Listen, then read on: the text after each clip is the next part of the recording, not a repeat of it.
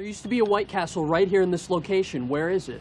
I hate to be the bearer of bad news, guys, but Burger Shack, they bought this location about 4 years ago. Fast food has and will always have a special place in our hearts and our stomachs. Today, there is no bigger fast food chain in the world than McDonald's. With more than 39,000 locations in about 100 different countries, McDonald's not only dominates the industry, but the company has seen many competitors come and go over the past several decades. While our bellies are filled with Big Macs, Whoppers, extra crispy chicken, and Crunchwrap Supremes, we like to take a moment to honor the fast food joints that have closed their doors once and for all.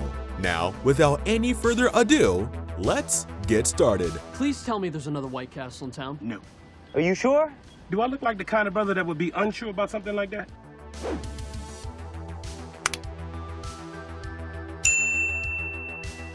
Burger Queen. If we pass a McDaniel's or a Burger Queen, let's hop out. In 1956, Harold and Helen Kite opened the first Burger Queen restaurant in Winter Haven, Florida. In 1961, business partners George Clark and Jim Gannon bought franchise rights and permission to expand the chain to Kentucky. The business partners would later purchase the chain.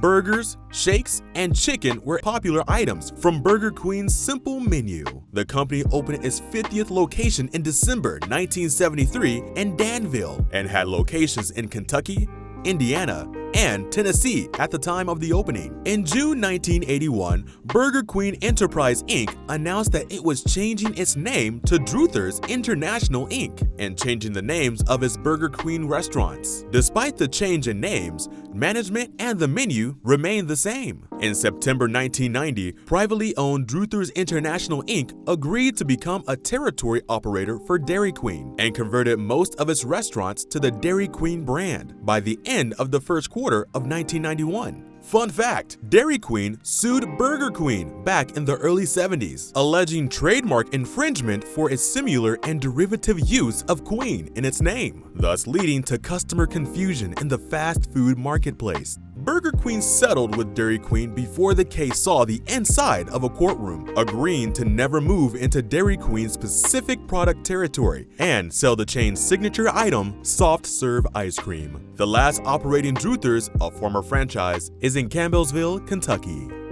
Milligan's Beefy Burgers. Florida's first fast food drive-through hamburger chain was founded by Elmer B. and Dorothy Hare Milligan in Stark, Florida, 1942. During their first year of business, Milligan served over 450,000 beefy burgers. By 1950, he was operating 2 restaurants in town. By 1964, Milligan's Beefy Burgers had expanded to 16 locations, serving over 5 million burgers annually. On July 16, 1971, Elmer Milligan passed at the age of 60. Elmer's son, Richard L. Milligan, then assumed the role of the president of Milligan's Inc. at the age of 35. 1974 would be the last year Beefy Burgers would be available to Jackson's. By the end of the year, Florida's first fast food chain has succumbed to heavy competition from rapidly growing McDonald's and Burger King. Chicken George. The first Chicken George restaurant was established by Theodore Holmes in November 1979 in the Modeman Mall in Baltimore. Menu items included chicken salad, gumbo, fish and chips, and various side dishes such as greens, biscuits, French fries, and rice. The company opted to not serve pork products. At its prime, the company had 6 restaurants in Baltimore, 2 in Philadelphia, Pennsylvania, and a location in Washington, D.C. The chain would file for bankruptcy and closed in the early 90s. Pumpernickel.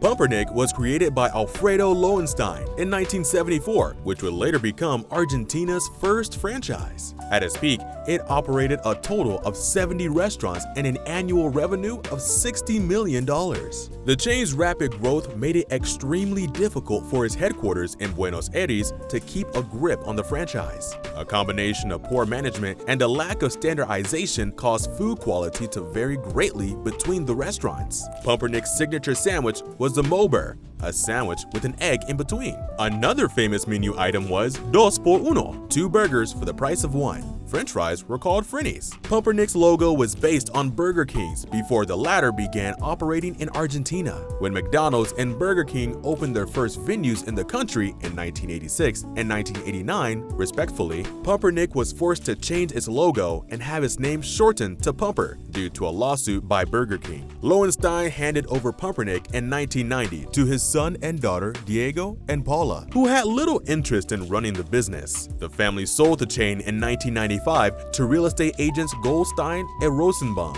Unable to compete with larger American fast food chains, Pumpernickel finally declared bankruptcy in early 1999. Taco Viva.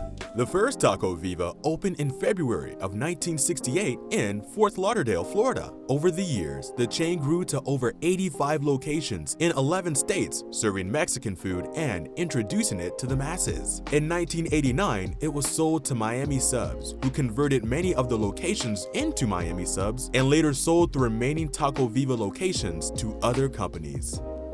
2 Pesos. 2 Pesos was started in 1985 by Houston restaurateur Marno McDermott, who had been in negotiations with Taco Cabana's management to take the patio restaurant chain nationwide. When Taco Cabana's founders, Staling brothers, rejected his advances, McDermott decided to open up his chain of similar-themed patio dining Tex-Mex restaurants under the 2 Pesos name. When Taco Cabana entered the Houston market, they sued 2 Pesos for stealing their business concepts and trade dress. After many appeals, the case went to the Supreme Court, which in 1992 ruled in favor of Taco Cabana. The 2 Pesos owners sold to Taco Cabana the following year, rather than making the changes required by the judgment. Delights. Hope you guys are ready for a healthy dinner. In the 1970s and 1980s, McDonald's and Burger King were becoming so successful in the United States that several fast food chains were shutting down because they simply couldn't keep up. Delights took the approach of being a health-conscious fast food chain, which brought success for some time until fast food giants like McDonald's, Wendy's, and Burger King began to do the same, which spelled the end for Delights. Following their closure in 1987, most of the locations became Hardee's restaurants. Burger Chef. Burger Chef opened its first restaurant in 1957 by founder Frank Thomas. The strategy that Burger Chef used was opening outlets in smaller towns across the United States. The chain would be acquired by General Foods Corporation in 1968, which had 600 locations by then across 39 states. They offered a double burger called the Big Chef and later the quarter-pound, 113-gram hamburger Super Chef. Subsequently, they added the Works Burger, where customers added their toppings to hamburgers. In the 1970s, its numbers of locations at 1,200 was surpassed only by McDonald's 1,600 locations. General Foods sold Burger Chef to the Canadian company Imasco, which also owned Hardee's for $44 million. Imasco converted many locations to Hardee's restaurants and let franchises and locations near existing Hardee's convert to other brands. Hardee's has since brought back the Big Chef hamburger for a limited time in 2001, 2007, and 2014 at some Midwestern locations. Red Barn. The Red Barn was founded in 1961 in Springfield, Ohio by Don Six, Martin Levine, and Jim Kirst. The Red Barn restaurants were in the shape of barns with a glass front and limited seating. They were known for Big Barney, a hamburger similar to a Big Mac, and the Barn Buster, similar to a Quarter Pounder or Whopper. At its peak, Red Barn had 300 to 400 restaurants in 19 states, as well as outlets in Southern Ontario, elsewhere in Canada, and Australia. After various of different owners, many of the franchise leases began to expire, with the last of them in 1988. Following the shutdown of operations, most of the Red Barn buildings were converted for other uses. A few of the chain restaurants were renamed The Farm in various states and continue serving the same menu items available when they were under the Red Barn franchise. Pup N Taco. Pup N Taco was a chain of fast food restaurants in Southern California founded by Russell Wendell in 1956. Russell already owned Big Donut, a chain of successful donut stores in Los Angeles that featured gigantic donuts atop a drive-in bakery. The first officially branded Pup N Taco was opened in Pasadena, California in 1965. The menu consisted of tacos, tostadas, pastrami sandwiches, burgers, several varieties of hot dogs, the Pup in Pup N Taco, and French fries. 99 stores in California were bought by Taco Bell in 1984 for their prime locations in expensive real estate markets, effectively ending the chain. However, 3 operations in Albuquerque, New Mexico were not included in the deal, and 2 existed as Pup N Taco until closing in 2013. Geri's Hamburgers. Geri's Hamburgers was an Illinois-based fast food burger chain with glaring similarities to McDonald's. One of the original owners of Geri's was a former vice president for McDonald's. It was originally marketed as a takeout joint, but later had some seating. The cartoon icon used by Geri's on its marquee was very similar to the Mr. Speedy used by McDonald's, and even closer to later McDonald's characters such as Mayor Cheese being in the form of a hamburger with eyes, and arms and legs coming from the sides and bottom of the bun. There were at least 13 Geri's restaurants by 1980, and in 1981, the corporation folded, with several locations continuing to operate independently. After various ownership changes, the company filed for Chapter 7 bankruptcy in 1991. The last Geri's was in Beloit, Wisconsin, which closed in 1999. Wetson's.